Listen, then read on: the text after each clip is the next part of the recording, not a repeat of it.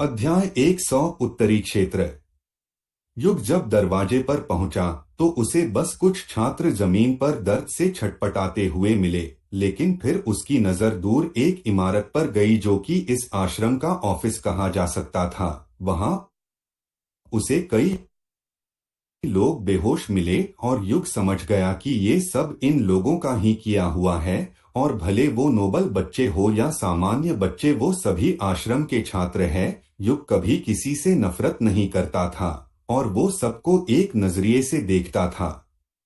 युग ने संत अनुज मदन की ओर देखा और गुस्से से कहा, क्या तुमने उन छात्रों के साथ कुछ किया है? युग को उसके आसपास खड़े बाकी हौफ संत से रत्ती भर भी फर्क नहीं पड़ता था। उसके लिए वो सब एक मामूली इंसान थे।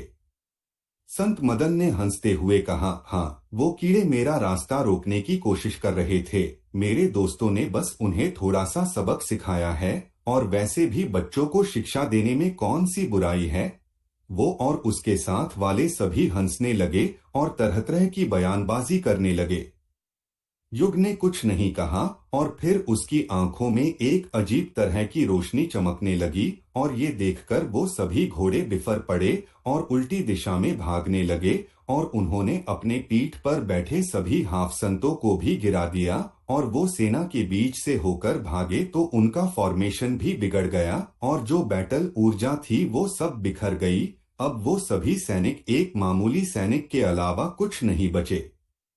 बैटल ऊर्जा एक खास प्रकार की ऊर्जा होती है जो कई सारे सैनिकों से मिलकर बनती है। बैटल ऊर्जा के वजह से सैनिक कमजोर होते हुए भी एक फॉर्मेशन बनाकर एक हमला कर सकते हैं, और 1000 सैनिक अपनी फॉर्मेशन से एक हौफसंत को आसानी से मार सकते हैं, और जितने ज्यादा सैनिक उतनी ज्यादा ऊर्जा बनती है, और वो सभी ऊर्जा सेना के नियंत्रक के पास जाकर भी वो हमला करवा सकता है।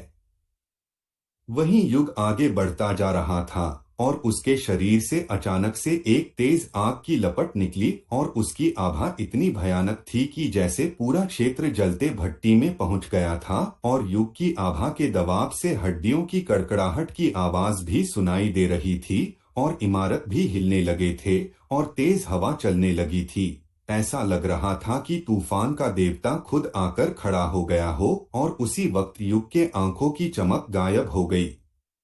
युग के शरीर से निकली आग की लपट को देखकर संत अनुज ने हैरान होते हुए कहा, दिव्य अग्नि। फिर अचानक से वो हंसने लगा और कहा, अच्छा है, तो तुम्हारे पास दिव्य अग्नि है। मैं तुम्हें अब तो जरूर मरूंगा और तुम्हारे दिव्य अग्नि को ले लूंगा। अच्छा हुआ जो आज मैं आ गया। उसे अब तक लग रहा था कि युग उसके सामने कुछ नहीं है। वहीं युग ने अपनी तलवार निकाली और अपने जगह से गायब हो गया, और एक हौफसंत के पास कह पहुंचा। उस संत को पता तक नहीं चला, और जब तक उसे पता चलता तब तक तो उसका शरीर 2 टुकड़ों में बंट गया था, और युग के तलवार से निकली हिंसक ऊर्जा आगे बढ़ी और एक साथ कई सैनिक मारे गए, और ये युग का बस एक मामूली सा हमला था। जब बचे हुए संतों ने देखा कि युग ने कितनी आसानी से एक साथी को मार दिया है, तो अब जाकर उनके दिलों में डर आया और वो कुछ कदम पीछे हो गए। लेकिन तभी कहीं से आग की लपट आई और 2 संतों को अपने चपेट में लेकर उन्हें तड़पाकर जलाने लगी, और उनकी चीख से पूरे माहौल में सन्नाटा पसर गया। और अब जाकर संत मदन अनुज को एहसास हुआ कि उन्होंने कितनी बड़ी गलती कर दी है। संत अनुज मदन ने हैरान होते हुए कहा, तुम हौफ संत नहीं हो, तुम उससे भी ऊपर हो। तुम हौफ संत होते तो ये दिव्य अग्नि हमें कुछ नहीं कर पाती। उसे पता था कि दिव्य अग्नि को धारण करने वाले के ऊर्जा स्तर के अनुरूप ही वो जलाती है।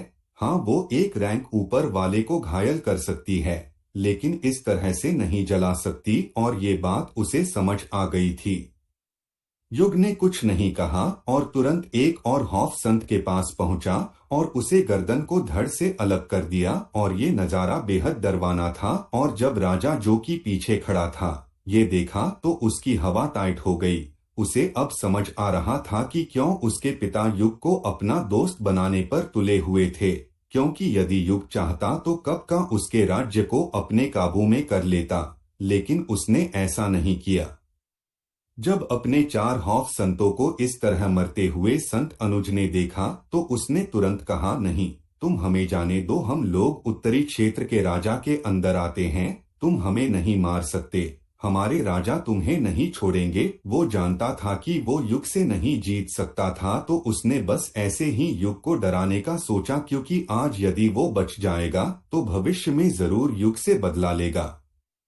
युग ने उसकी धमकी को नजरअंदाज किया और उसके सामने पहुंचकर उसके गर्दन को पकड़कर उठा लिया और उसके पेट पर एक मुक्का जड़ दिया और उसके शरीर के अंदर की कई पसलियां टूट गई और उसके मुंह से खून का एक लहर निकल गया। और युग यही नहीं रुका और उसने उसके मुंह पर एक और मुक्का जड़ दिया और उसकी गर्दन टूट गई और वो वहीं मारा गया। जब बचे हुए संतों ने ये देखा तो उनकी जान हलक में आ गई। वो तो यहाँ इस लड़के को मारने आए थे, लेकिन वो हिल भी नहीं पा रहे थे, क्योंकि युग के आभा के दबाव की वजह से वो बस तड़प सकते थे लेकिन कुछ कर नहीं सकते थे। और युग बिना समय बर्बाद किया अपना हाथ घुमाया और पर क्षेत्र में दिव्य अग्नि फैल गई और सभी को जलाकर राख बना गई। और इसमें ज्यादा समय भी नहीं लगा और युग बिना पीछे मुड़े चला भी गया।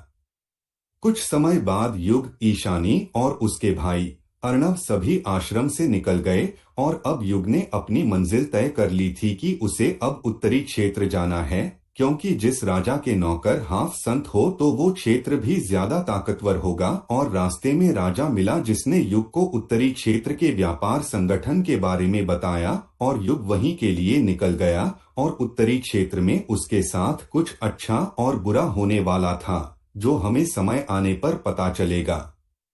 वहीं रीना अब एक गुफा में कड़ी ट्रेनिंग में लगी थी और रोशनी बजाज वंश के विस्तार में लगी हुई थी और ये सब कुछ 2 आंखें दूर से होते हुए देख रही थी। और उसने हंसते हुए कहा, अब हमारे मिलने का समय हो गया है, अब तुम्हें थोड़ा बहुत अपने बारे में भी जान लेना चाहिए। इतना बोलकर वो आवाज गायब हो गई। वॉल्यूम -1 समाप्त। क्या नया होने वाला है उत्तरी क्षेत्र में? क्या है ये व्यापार संगठन और किससे मिलने का समय हो गया है? तो आपको क्या लगता है इस कहानी में आगे क्या होगा? कृपया अगले एपिसोड के लिए चैनल को लाइक और सब्सक्राइब करें।